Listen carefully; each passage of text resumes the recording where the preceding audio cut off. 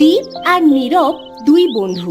তারা মাঠে কাজ করতে এসে মাঠের কাছে একটা আম গাছের নিচে বসে বিশ্রাম নিচ্ছিল। দীপ তখন নীরবকে বলল, আচ্ছা ভাই, আমার এই আম গাছটা তো অনেক দিনের, কিন্তু কোনোদিনও তো এই গাছটাতে আমি আম হতে দেখি নাই। আমিও তো দেখি নাই ভাই, এই গাছে ফুল হতে দেখেছি, কিন্তু ফল হতে তো দেখি নাই। হ্যাঁ, ঠিকই বলেছো, ফুল হয় কিন্তু ফল হয় না। সব গাছে আম হয়েছে, শুধু এই গাছটাতেই হয়নি। ভেবেছি গাছটা এবার মেরে দেব।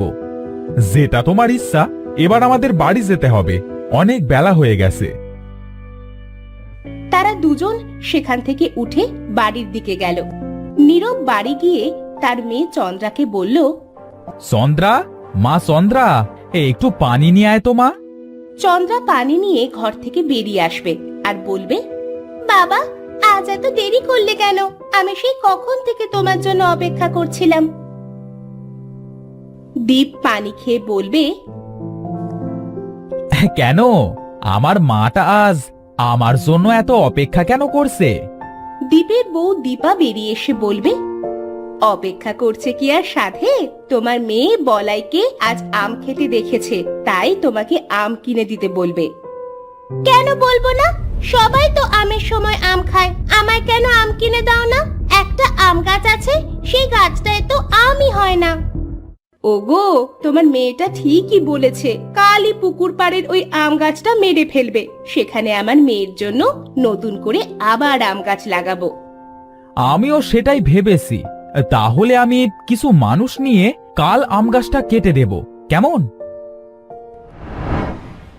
পরের দিন সকালে দীপ সেই আম গাছটা কাটার জন্য দুজন মানুষ সেখানে নিয়ে যায় এবং তাদের বলে, এই যে ভাইরা, এটাই আমার আম গাছ। হ্যাঁ, তোমরা এই আম গাছটা কেটে রেখে দিও, আর যাবার সময় আমার কাছ থেকে টাকা নিয়ে যেও, কেমন?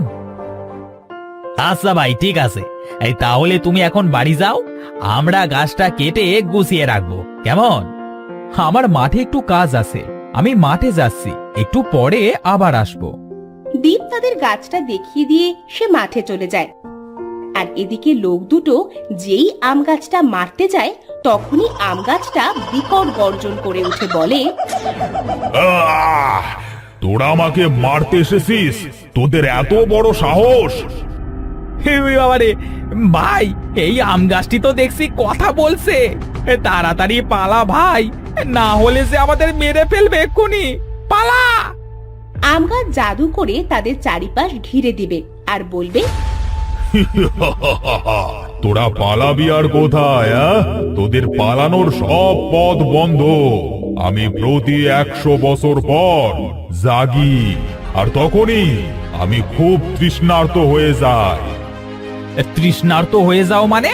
তুমি কি বলতে চাচ্ছ? তখনই আম গাছটা কেঁদে বলে,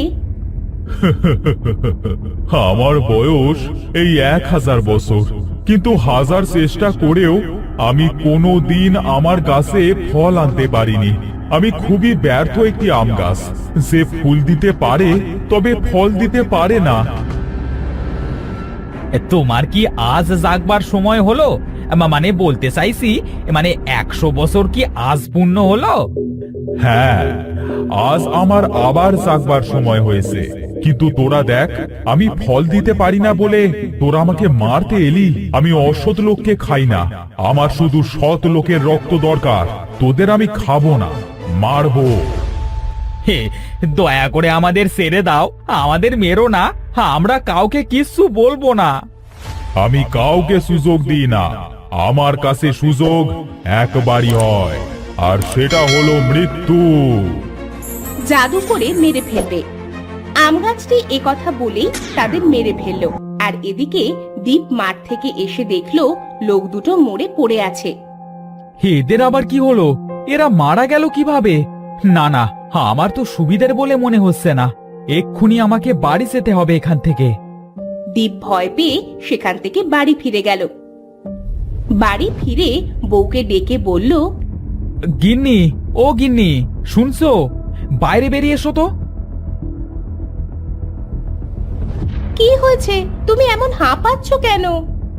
গিন্নি, যে লোক দুটি আমাদের আম গাছটি মারতে গেছিল তারা দুজনাই মারা গেছে। এ মা, কি বলছো? তারা কিভাবে মারা গেল? জানি না গো, আমি মাঠে গেছিলাম, এসে দেখি তারা মরে পড়ে আছে। আমি খুব ভয় পেয়ে সেখান থেকে চলে এসেছি। খুব ভালো করেছো। ওই জায়গাটা এমনিতেও সুবিধার না। এসো, ঘরে এসে একটু বিশ্রাম নাও। তারা দুজনে ঘরে চলে যাবে। এদিকে আম গাছটা দীপকে ভয় পেয়ে চলে আসতে দেখে বলল, ইচ্ছা করলে আমি তোকে এক্ষুনি মেরে ফেলতে পারতাম, কিন্তু মারলাম না। আমাকে যে করি হোক সৎ মানুষ খুঁজে বের করতে হবে। এই 3 দিনের ভেতরে সৎ মানুষের রক্তের যে খুব দরকার। সেদিন রাতে আম গাছটা সারা গ্রামে সৎ মানুষ খুঁজতে লাগলো, কিন্তু কোথাও সে সৎ মানুষ খুঁজে পেল না। তখন আম গাছটা নিজে নিজে বলল, আমি সারা গ্রাম খুঁজে কোথাও সৎ মানুষ পেলাম না।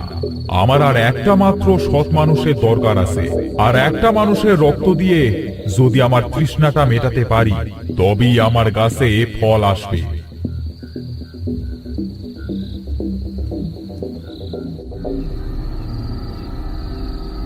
আর একটা বাড়ি আছে, আমার মালিকের বাড়ি যায়, আমি তাদের বাড়ি গিয়ে দেখি।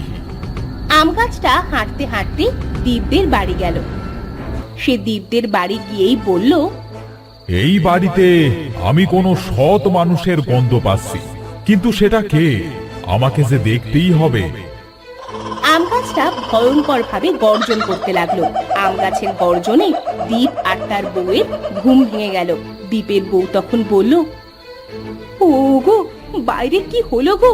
কে এভাবে চিৎকার করছে? তা তো জানি না, চলো তো বাইরে গিয়ে দেখি।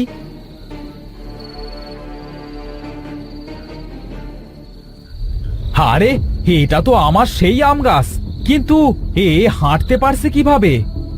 আমি হাঁটতে পারি, এমনকি কথাও বলতে পারি। তোদের আমাকে নিয়ে ভাবতে হবে না, তোর মেয়েকে নিয়ে ভাব। আমার মেয়েকে নিয়ে ভাববো মানে? তোর মেয়ে অনেক সৎ মনের, আমার সৎ মানুষের রক্ত লাগবে। আমি যে খুবই তৃষ্ণার্ত, তোদের মেয়ের রক্ত পান করে আমি আমার তৃষ্ণা মেটাবো। কি অলক্ষণে কথা বলছো? চলে যাও এখান থেকে। আমি চলে যাবার জন্য আসিনি, 100 বছর পরে আমি জেগেছি। আজ যে আমার রক্তের খুব দরকার, রক্ত না হলে যে আমি আমার গাছে ফল আনতে পারবো না। মানে কি বলছো তুমি? এটা তুমি কি পাগল হয়ে গেছো? না, আমি ঠিকই আছি। আমি ফল দিতে পারি না দেখে সেদিন তুইও আমাকে মারতে পাঠিয়েছিলি। আমি ফল দিতে পারি না, এটা আমার ব্যর্থতা, কিন্তু সেই ব্যর্থতা আর থাকবে না। কেন? কারণ আমি যদি আর একজন সৎ মানুষের রক্ত পান করতে পারি তবে আমার গাছে ফল আসবে। 1000 বছর পরে আমি পূর্ণতা পাবো। দয়া করে আমাদের ছেড়ে দাও, আর আমার মেয়েকে মেরো না। আমার মেয়েটা সারা যে আমরা নিঃস্ব হয়ে যাব। তোরা তো শুধু তোদের কথাই ভাবছিস, ফল ছাড়া যে আমি এতদিন নিঃস্ব ছিলাম। এদিকে চন্দ্রা তার বাবা মাকে না পেয়ে বাইরে আসতে গিয়ে দেখে তার বাবা মা আম গাছের সাথে কথা বলছে। চন্দ্রা তাদের সব কথা শুনে নেয়। চন্দ্রা মনে মনে বলে, আমাকে যেভাবে হোক বাবা মাকে বাঁচাতে হবে, আর সাথে আমাকেও বাঁচতে হবে। এই আম গাছটাকে যেভাবেই হোক আমাকে মারতেই হবে।